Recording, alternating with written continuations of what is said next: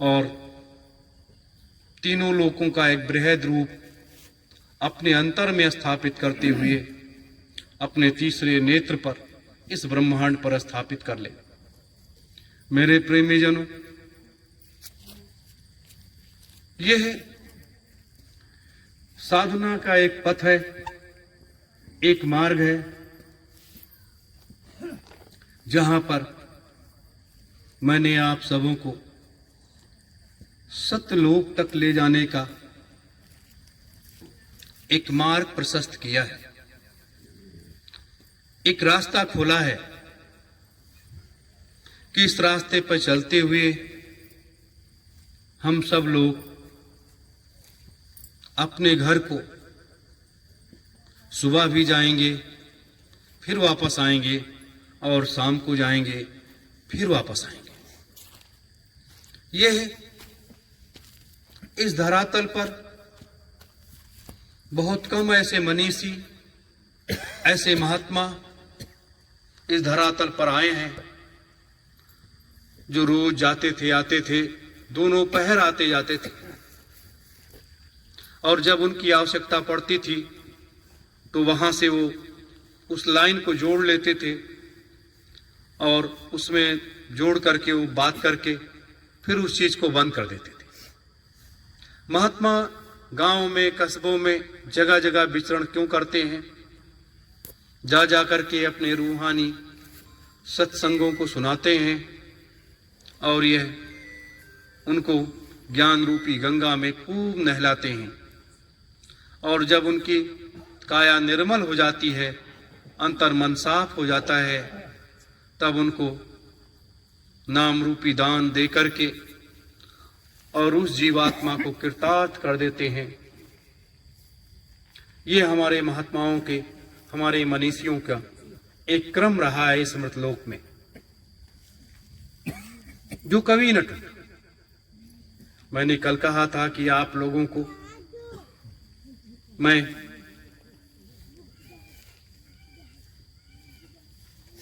उन लोगों के बारे में बताऊंगा जहां से ये सृष्टि का आरंभ और अंत की कहानी आरंभ हो रही है। सृष्टि का आरंभ और अंत दोनों कहानी बन रही है। जहां हम आप सब बैठे हैं, ये तो सृष्टि के आरंभ का केंद्र है, और जहां बैठे हैं ये सृष्टि के अंत का केंद्र है। कि कोई पर्दा अगर उठाया जाता है तो पर्दा गिरता भी है, लेकिन उठाने में तो मेहनत लगती है, लेकिन गिराने में मेहनत नहीं लगती है। मेरे प्रेमी जनों, अगर हम अनादिकाल की व्याख्या करें, जब मनुष्य अपने को नहीं पहचानता था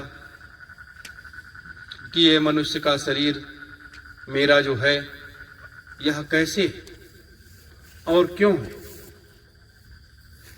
और हम लोगों को क्यों यहाँ पर इस मनुष्य के शरीर में उतार दिया गया है। धीरे धीरे आत्मज्ञान और प्रकाश और महात्माओं का क्रम जब चला तो लोगों को मार्ग मिलता चला गया।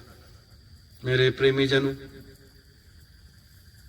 अनादिकाल आदिकाल का युग इस तरीके से बीता है कि इस पूरी सृष्टि की व्यवस्था को सुदृढ़ और मजबूत करते हुए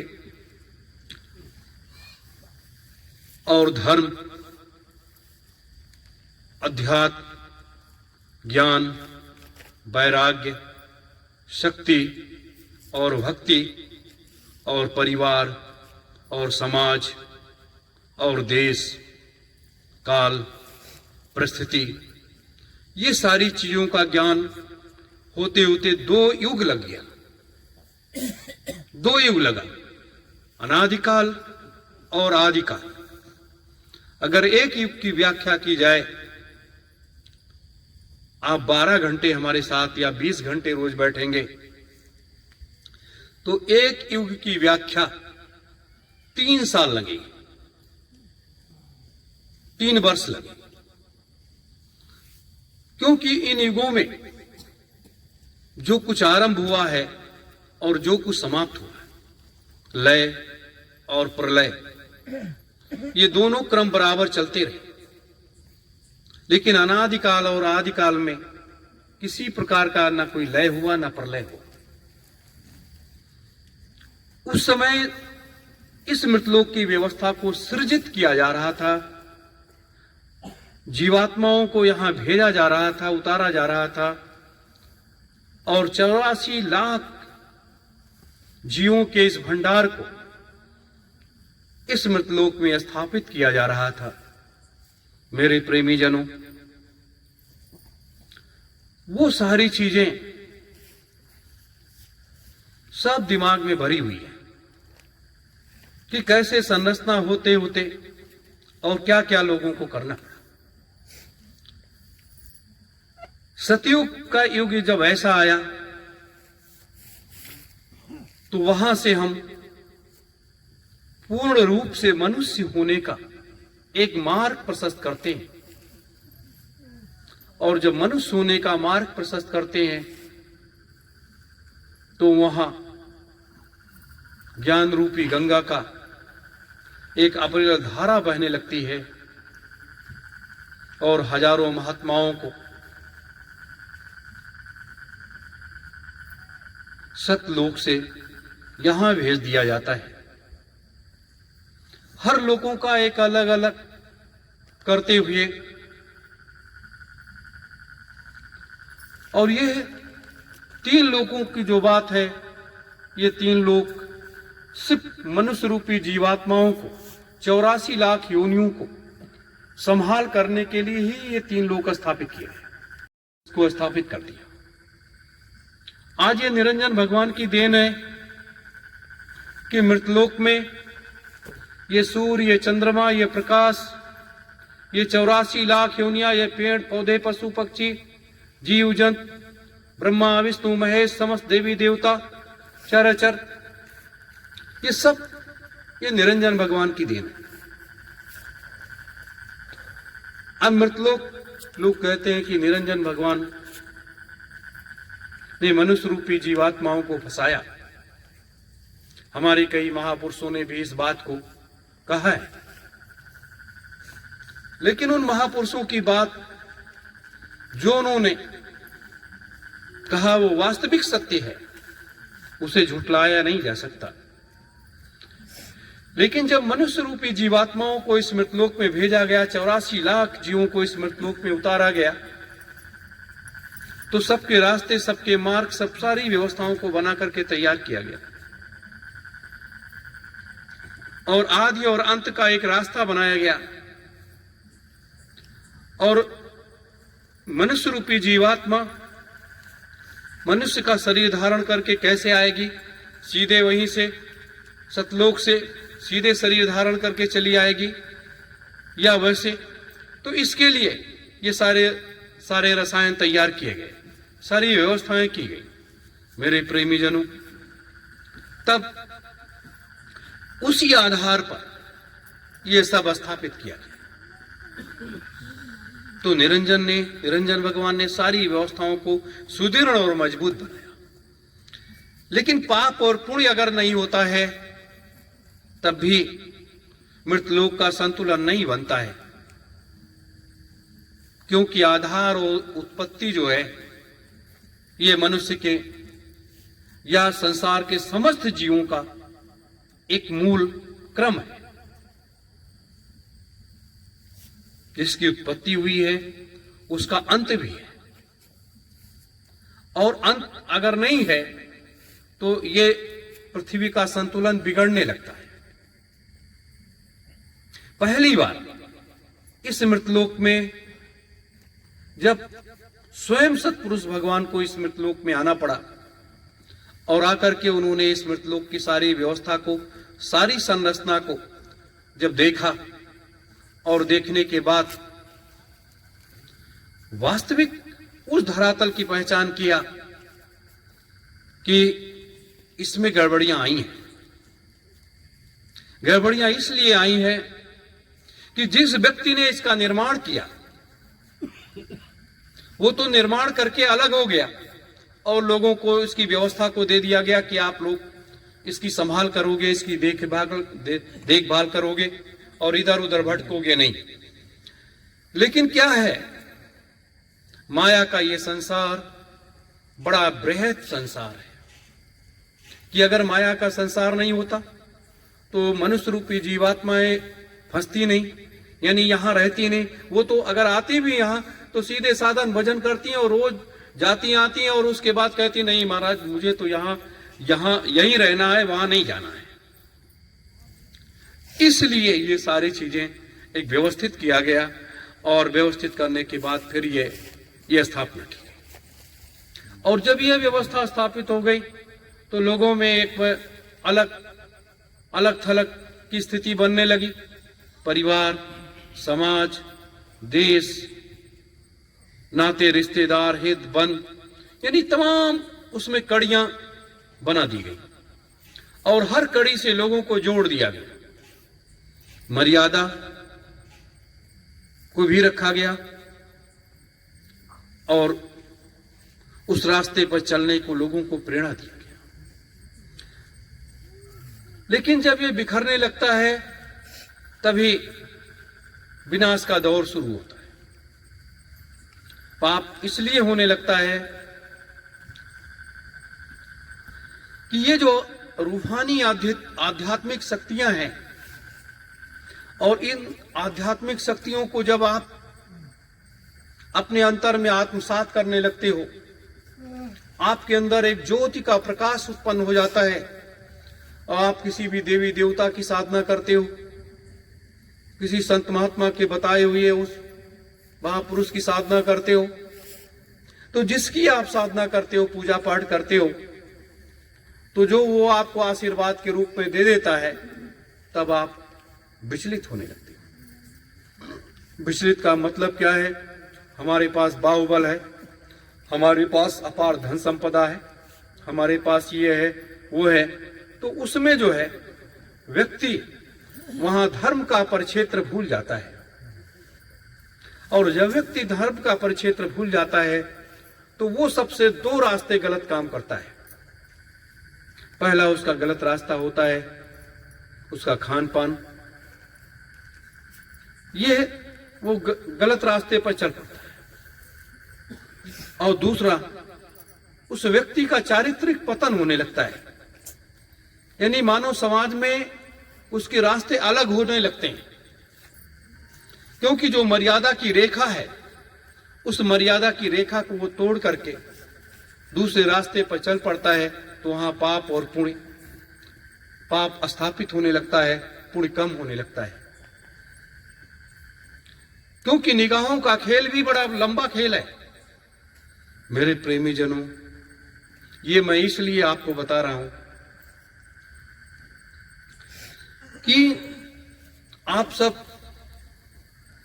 सतयुग तीर्थ की पावन धरा पर बैठे हो, एक ऐसी जगह बैठे हो जहां पर हमारे 88,000 मनीषियों ने इस दिन के लिए उन्होंने 3,000 वर्ष पहले तैयारी की थी। इस दिन के लिए, अपने लिए उन्होंने तैयारी नहीं किया था, इस दिन के लिए तैयारी किया था कि जब कलयुग अपने अंतिम चरम सीमा पर होगा तब उन तमाम शक्तियों की आवश्यकता होगी। कौन सी शक्तियां? आध्यात्मिक शक्तियां, ज्ञान की शक्तियां, भक्ति की शक्तियां, वैराग्य की शक्तियां, वो सारी चीजों की आवश्यकता पड़ेगी। उस समय मनुष्य जो है काम वासना में इतना आसक्त हो जाएगा, उस समय का उस मनुष्य जब काम वासना में आसक्त हो जाएगा तो उसके अंदर की जो आध्यात्मिक शक्तियां हैं, रूहानी शक्तियां हैं, वो शक्तियां जो हैं वो नहीं रह जाएंगी। और जब वो शक्तियां रह नहीं जाएंगी तब बिना उन शक्तियों से इस संसार में सत्य को स्थापित नहीं किया जा सकता।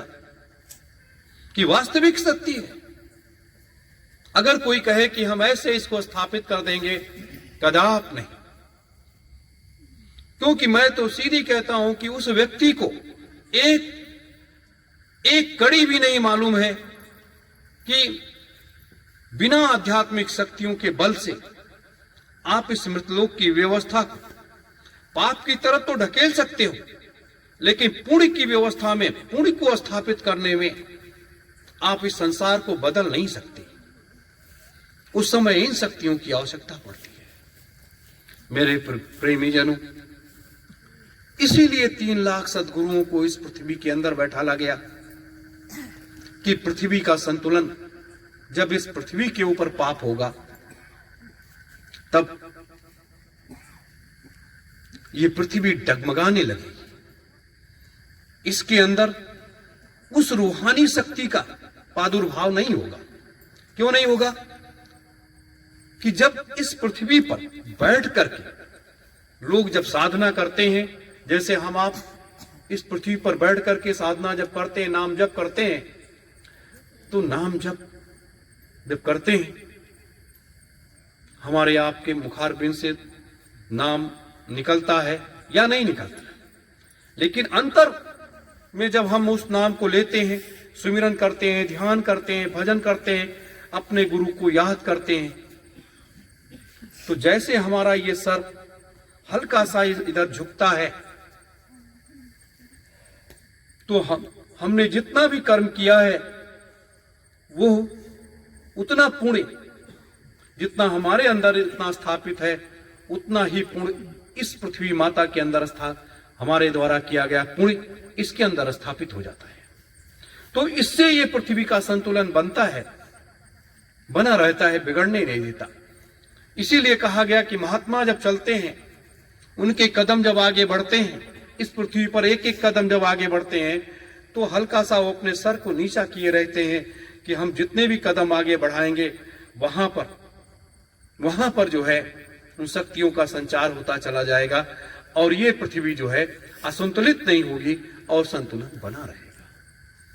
मेरे प्रेमी जनों, ये वो कड़ी है कि आज हमें इसी चीज को जानने की आवश्यकता है। अपने सनातन में क्यों ये कहा गया कि पंच भौतिक तत्वों का ये शरीर बना है और पंच भौतिक तत्वों में ये शरीर विलीन हो जाता है, और हमें आपको 5 माताओं से जोड़ा गया कि हमारे 5 माताएं हैं। एक तो जन्म देने वाली माता है, एक गौ माता है, एक पृथ्वी माता है और एक गंगा माता है। तो ये क्रम इसलिए जोड़ा गया कि मां का स्थान जो है वो सबसे बड़ा है और एक आदिशक्ति को जोड़ दिया। तो ये 5 माताएं जो हैं, जब हमारा जन्म एक मां के गर्भ से हुआ, लेकिन लालन पालन से लेकर के सारी व्यवस्था तक जब तक व्यक्ति का अंत नहीं हो जाता, तो 5 माताओं के वो संरक्षण में वो व्यक्ति बना रहता है। मेरे प्रेमी जनों, आज इन्हीं चीजों को हम जान करके सत्य के उस मार्ग पर ये चलने की प्रेरणा हमें देंगे। हम सत्यलोक तक आपको क्यों लेकर के जाना चाहते हैं? इसलिए आपको लेकर के जाना चाहते हैं सत्यलोक तक कि जब आप पर जो पर्दा पड़ा हुआ है, वो पर्दा जब आपका हट जाएगा, आपका तीसरा नेत्र खुल जाएगा और आप सत्यलोक रोज आने जाने लगोगे, समस्त लोकों में आने जाने लगोगे और आपके ऊपर किसी प्रकार का कोई असर नहीं होगा। और सतलोक में जाने के बाद जब आप परिलोक में पहुंचोगे, जहां वो माया का एक बृहद संसार है, एक ऐसा बृहद संसार है कि उसमें मनुष्य इधर उधर होने लगता है, लेकिन इस मृतलोक का प्राणी जो यहां से सतलोक जाएगा आएगा, वो कभी भी इधर से उधर नहीं हो सकता, कि वो पांचों माताओं के संरक्षण में पूर्ण रूप से रहेगा और अपने गुरु के श्री चरणों से वो हमेशा लिपटा रहेगा। जैसे सर्प होता है वो चंदन के पेड़ में लिपटा रहता है, वैसे गुरु के बच्चे बच्चियां होते हैं जो अपने पिता के चरणों में हमेशा लिपटे रहते हैं। वो कभी अपने पिता के चरण को नहीं छोड़ते। ये मर्यादा है। लेकिन आज क्या है, आज का वाह रूप एक दूसरा ले लिया, एक ऐसा रूप ले लिया है जिसको लोग समझ ही नहीं पा रहे हैं और उसी तरफ दौड़ते चले जा रहे हैं, दौड़ते चले जा रहे हैं और ये नहीं समझ पा रहे हैं कि इसका अंत कहाँ है। जिस दौड़ में हम इस भौतिकता की दौड़ में शामिल हैं, इसका अंत कहाँ है। घर, परिवार, समाज, नाते, रिश्तेदार, हित, बंद, दोस्त, सब का ख्याल रखते हुए, अपने को मर्यादा में रखते हुए, यही जो है जीवन का। अगर महीने में 4 दिन 5 दिन का समय हम आप निकाल करके और 4-5 महीने के अंदर वहां तक आने जाने लगे तो क्या ये जीवन हजारों लाखों जब से सृष्टि का आरंभ हुआ, कितनी बार हम आप सब लोगों ने जन्म लिया होगा, कितनी बार हम आप सबका पतन हुआ होगा, क्या क्या हुआ होगा, और 84 लाख योनियों से गुजर करके हम आप सब गुजरे होंगे। लेकिन गुजरने के बाद जब मनुष्य जो है वास्तविक सत्य को जान जाता है तो उसका मुक्ति मोक्ष का मार्ग प्रशस्त हो जाता है। मुक्ति मोक्ष का मार्ग क्या है कि मनुष्य रूपी जीवात्माओं को आवागमन से मुक्ति मिल जाती है? नहीं, मनुष्य रूपी जीवात्माओं को जब ज्ञान हो जाता है, आत्मा और परमात्मा के भेद को समझ जाता है और सारे राज रहस्यों को जब वो जान जाता है, तो जब उसकी जीवात्मा यहां से वहां भी जाती है तो वहां भी उसका तीसरा नेत्र खुला रहता है। और जब तीसरा नेत्र खुला रहता है तो वो वहां तो बैठ करके सिर्फ आपको नाम जप करता है। 24 घंटे नाम की ध्वनि चलती रहती है और आप स्वयं कहेंगे कि हमें मृतलोक में थोड़े समय के लिए फिर भेज दिया जाए, कि हम वहां जाएंगे तो वहां रह करके हम ये जब काम करेंगे तो हमारे लिए ये सरल सुगम होगा। इसलिए ऐसी पुण्य आत्माएं जो होती हैं वो हमेशा इस पृथ्वी पर आती रहती हैं और जाती रहती हैं। ये क्रम नहीं टूटता। अब आप सबको इसलिए मैं तैयार कर रहा था कि आप सब लोग अगर तैयार हो जाओगे और वहां तक जाने आने लगोगे तो इस समय मृतलोक में बड़ी अव्यवस्था फैल गई है। चारों तरफ ज्योति का प्रकाश नहीं जल रहा है, अंधकार का प्रकाश है। अंधकार में भी प्रकाश है। अंधकार का मतलब जब अंधियाला रहता है तो अंधियाले का प्रकाश है ना, और ये उजाले का प्रकाश है, तो पूरे संसार में अंधियाला ही अंधियाला है। अब उस अंधियाले में ज्योति जलाने का काम, प्रकाश देने का काम आप सबों का है। आज जैसे इस रात्रि के प्रथम पहर में हम आप सब लोग बैठे हैं, और वो भी कहां? आदि गंगा माता गोमती के श्री चरणों में, 88,000 ऋषियों की तपोस्थली पर, उनकी यज्ञ वेदी पर, और सुनसान वीरान जंगल में बैठे हुए हैं, जो कोई सोच भी नहीं सकता कि सुनसान वीरान जंगल में आध्यात्मिक शक्तियों का एक ऐसा राज रहस्य छुपा हुआ है।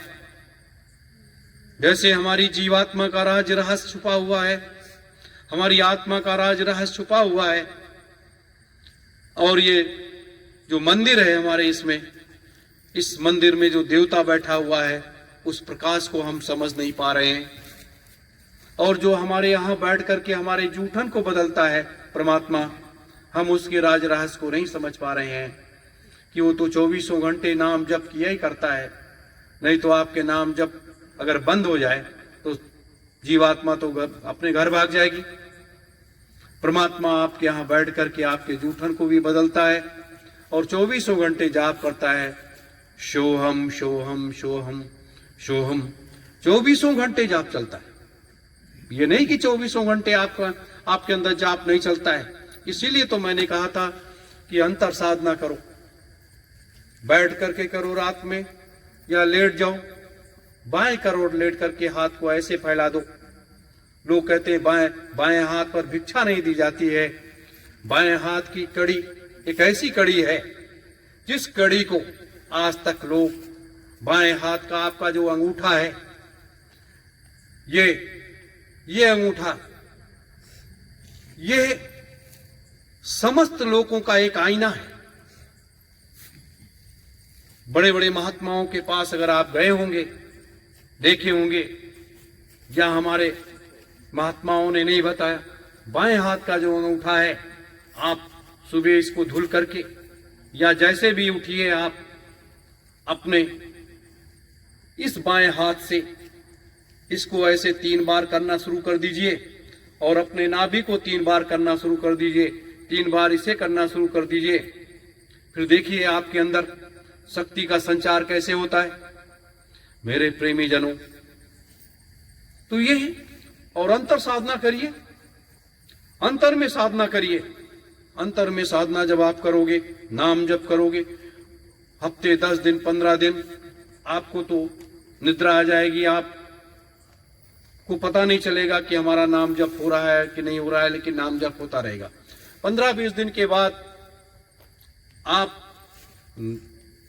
जागृत अवस्था में रहेंगे। अंतर आपका यहां से लेकर के और आपके नाभि तक ये जागृत अवस्था में रहेगा।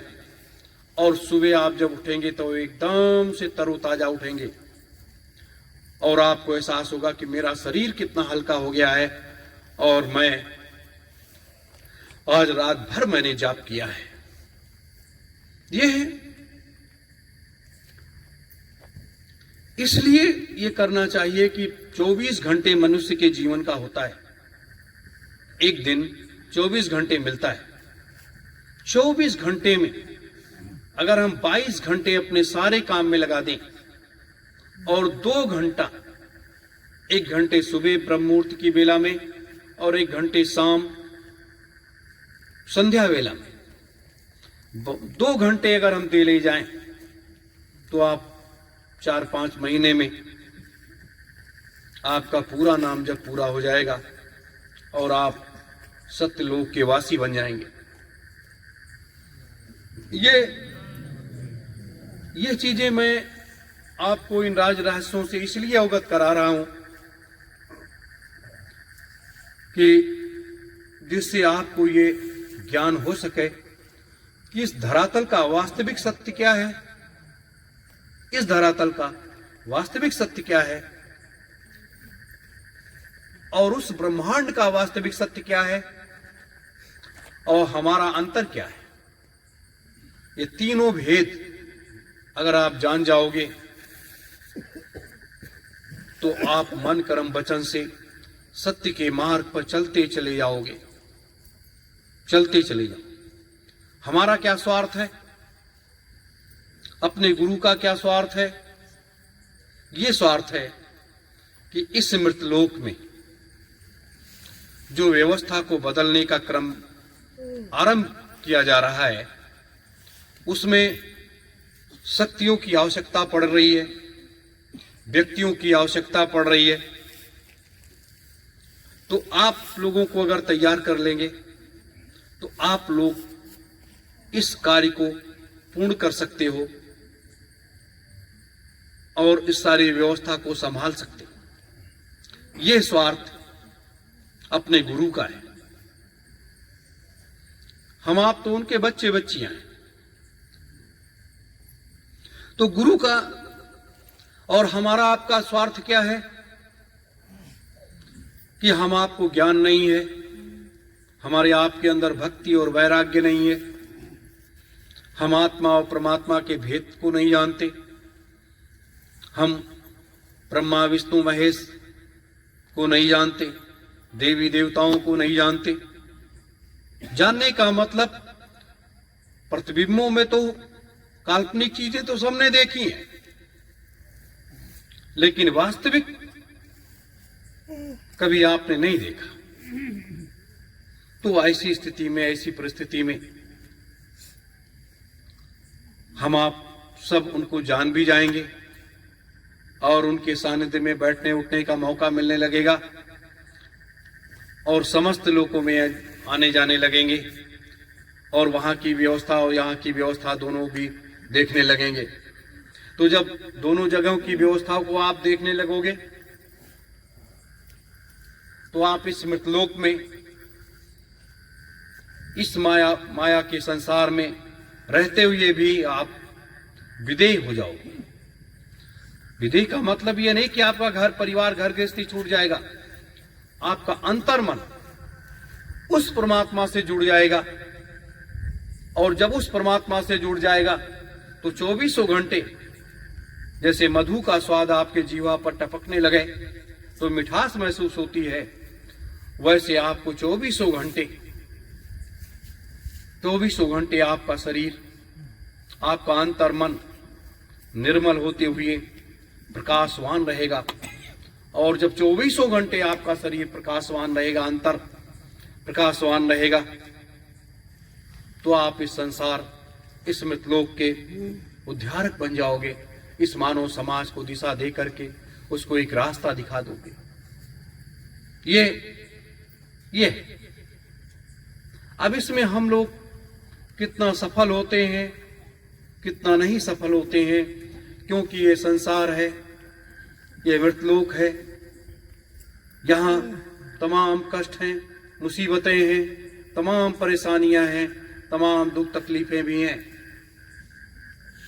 जैसे किसी के परिवार में कोई घटना घट जाए, कोई तकलीफ हो जाए, कोई परेशानी आ जाए, तो व्यक्ति ये सोचने लगता है कि गुरु के दरबार में जाने के बाद हमारे ऊपर दया नहीं हुई, इसलिए ऐसी चीजें हो गई।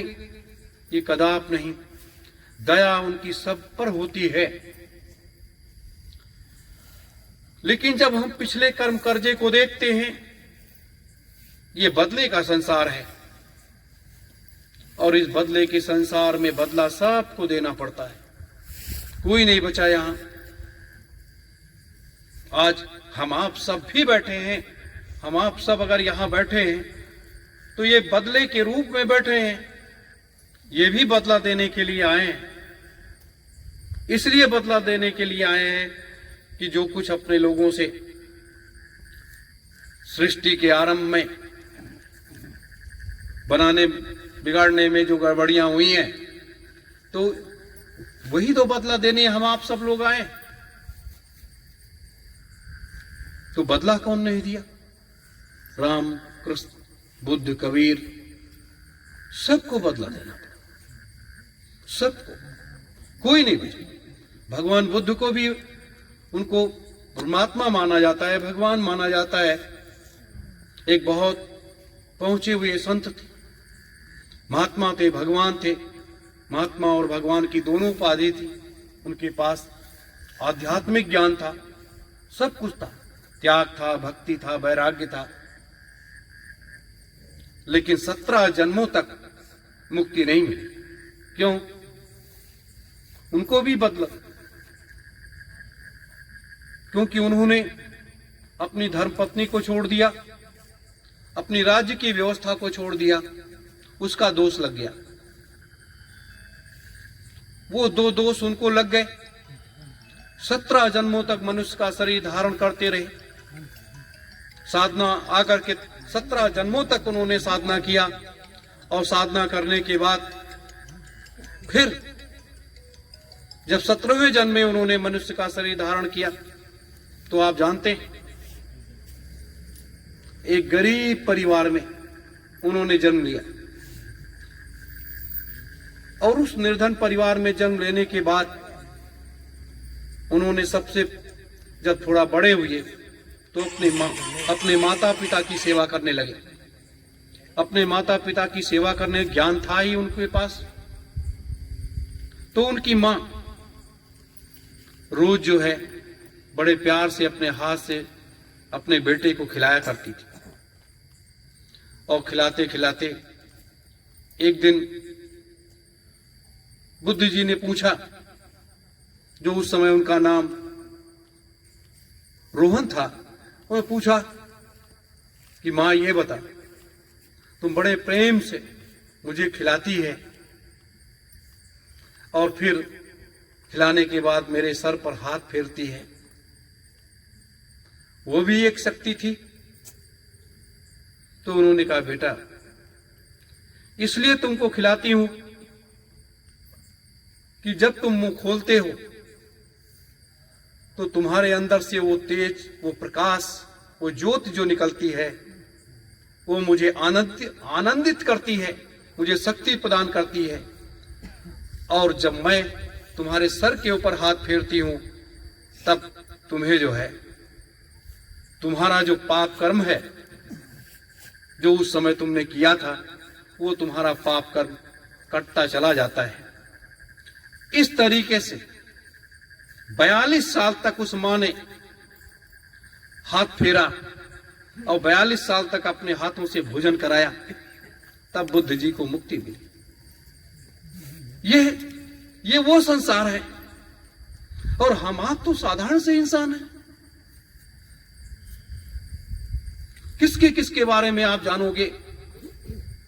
इसीलिए मैं कहता हूं मेरे प्रेमी जनों, जितने भी ये साधु संत जिनको हम देख रहे हैं, तमाम लोग जब इनकी मृत्यु होती है तो ये कहां जाते हैं? ये सुअर बनते हैं। तो कई जन्मों तक इनको मुक्ति मिलने वाली नहीं है। दोष लग गया लोगों को। और दोष किसका लगता है? जब मां का श्राप लगता है तब कोई कितना भी महान हो वो सब उसके लपेटे में आ जाता है। मेरे प्रेमी जनों, जीवन के इस मूल आधार की कड़ी को पकड़ लो और इस युग परिवर्तन की इस बेला में जो समय आ रहा है, एक ऐसा समय आ रहा है जो आप लोगों के हाथ से 2,03,000 वर्ष की व्यवस्था स्थापित होने जा रही है। हम आप जैसे छोटे छोटे लोगों के हाथों से 2,03,000 वर्ष की व्यवस्था स्थापित होने जा रही है, जो संसार में आज तक जितनी भी शक्तियां आई इस मृतलोक में, जितनी भी शक्तियां आई, चाहे वो महात्मा के रूप में, चाहे वो देवी देवताओं के रूप में, चाहे वो भगवान के रूप में, लेकिन सब में जो है उनका जो है वो नहीं हुआ। वो उस कार्य को पूर्ण नहीं कर पाए। आज जो आप लोगों को ये श्रेय मिलने जा रहा है, ये श्रेय बड़े भाग्य से, अगर आप देवताओं की तरफ देखो, देवियों की तरफ देखो, तो वो लोग भी प्रार्थना करते हैं कि हे प्रभु मुझे भी इस क्रम में शामिल करो। हम इसको बड़ी आसानी के साथ इस कार्य को कर डालेंगे। तरसते हैं लोग मेरे प्रेमी जनों। इसलिए ये जीवन हमारा आप सबका महापुरुषों के श्री चरणों में जाने के बाद धन्य हो गया है। और आज ये सोचिए कि भगवान शिव सालों साल बैठ करके ध्यान में लीन हो जाते हैं, नाम जप करते और 24 घंटे नाम जप करते हैं। आज भी। क्यों? इस नाम की वो शक्ति है, वो महिमा है जो समस्त ब्रह्मांडों को हिला करके रख देती है, क्योंकि उसमें मार्ग में कहीं कोई अवरुद्ध नहीं है और सीधे वो सतलोक तक चली जाती है और वहां जाकर के सतपुरुष भगवान के श्री चरणों में लौट जाती है। ये वह नाम है। ये तो गुरु की अपनी बहुत बड़ी महती कृपा हुई, बहुत बड़ी दया हुई कि उस परम पुरुष परम पिता ने इस नाम को जगाने के लिए कह दिया, जिससे हजारों लाखों जीवात्माओं को तुम यहां लेकर के चले आओ और ये लाखों जीवात्माएं जब वहां जाने आने लगेंगी तो मृतलोक का काम बहुत आसान हो जाएगा। क्योंकि कोई भी जिस चीज का निर्माण करता है उसका विनाश नहीं चाहता। ये सब सारी स्थितियां हैं, सारी परिस्थितियां हैं मेरे प्रेमीजनों। तो ये समय का वक्त है और समय की मांग है। आज हम लोग क्यों माता पूर्णिमा को प्रसन्न करने के लिए ये हवन करते? ये इस मृतलोक की आराध्य देवी है, मृतलोक की आराध्य देवी है। इस आराध्य देवी की शक्ति समस्त लोकों में स्थापित है और समस्त लोकों की शक्ति इस मां के अंदर समाहित है। और इस मां को जब लोग प्रसन्न कर ले जाते हैं तो उनको कार्य करने में कोई परेशानी नहीं आती है। इसलिए आपको बैठालते हैं कि आप 10 आहुति ही क्यों ना डालो, लेकिन डालो। ये है अध्यात्म, ये वो अध्यात्म है। हम आपको रूहानी सत्संग सुनाने नहीं आए, हम आपको जो पर्दा पड़ा हुआ है उस पर्दे को उठाने आए और उन शक्तियों को जागृत करने आए कि उन शक्तियों को जागृत करके और इस मृतलोक की व्यवस्था में एक नया बदलाव लेकर के आया जाए और धर्म की स्थापना किया जाए। कहने से नहीं होता है, उसे धरातल पर उतारा जाता है। तो ये धरातल पर आप सब लोग जो बैठे हो, ये धरातल पर उतारने का एक मार्ग है। आप लोग उस मार्ग के राही हो। आप सब पैगंबर हो। आप सबके अंदर जो ज्योति का प्रकाश है, उस प्रकाश को निकालने का प्रयास करो मेरे प्रेमी जनों। फिर देखो क्या होता है। ये मत देखो कि हम 2 हैं, 5 हैं, 10 हैं, 100 हैं, कोई बात नहीं।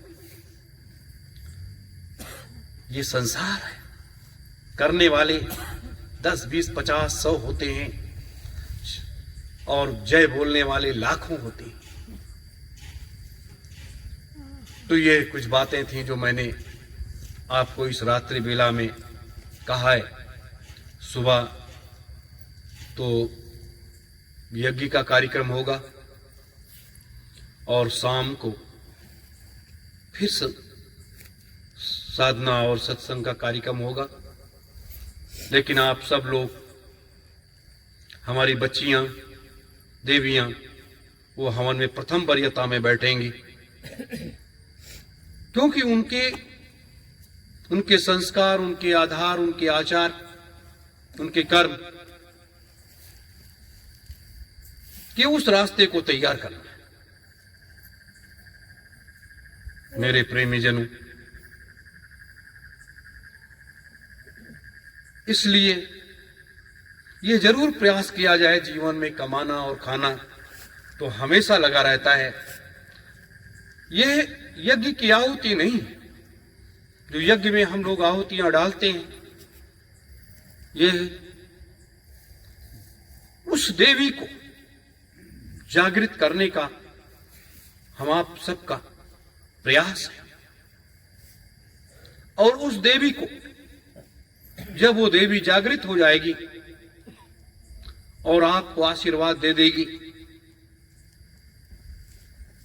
तो सबका भला। इसलिए यज्ञ वेदी पर जब बैठो तो अपनी जो भी परेशानी है अपने अंतर में कहते हुए उसे रख दो, वो उसकी निवारण करेगी, क्योंकि हम आप सब उसके उपासक हैं। बस इन्हीं शब्दों के साथ आप सभी को सत्य ओम जय गुरु।